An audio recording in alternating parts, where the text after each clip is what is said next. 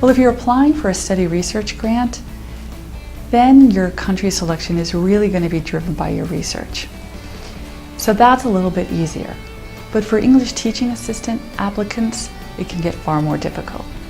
So there's several factors that you want to consider. Item number one is you're going to need some sort of hook as to why you've chosen a particular country. That hook could be either what your coursework is.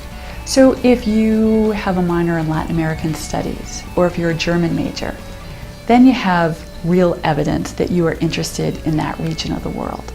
So it could be some angle of your coursework. It could be some piece of your personal heritage. My grandmother was Polish, and I hear her stories, but I've never been there, and I don't really understand this part of my background, my history, and I'd like to go there and experience it today and deepen my understanding. Another option is something kind of outside of your coursework and outside of your history. It could just be a personal interest. So let's say you're really interested in fiber arts and you have this long history that you can point to that shows your interest in fiber arts, and country X is one of the leading places where fiber arts are done. You could write about that's why you're interested in going to that country. So in this triangulation of picking your countries, you need a hook. Two, you want to think about where do you really want to go. So you may have a hook for country A, but you're not that interested. You're going to have to be passionately interested in the country that you want to apply to in order to put together a compelling application. And thirdly, you want to look at the funding statistics that are available on the Fulbright site.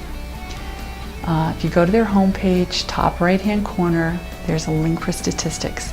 You can see how many applications they received to each country last year and how many grants were made.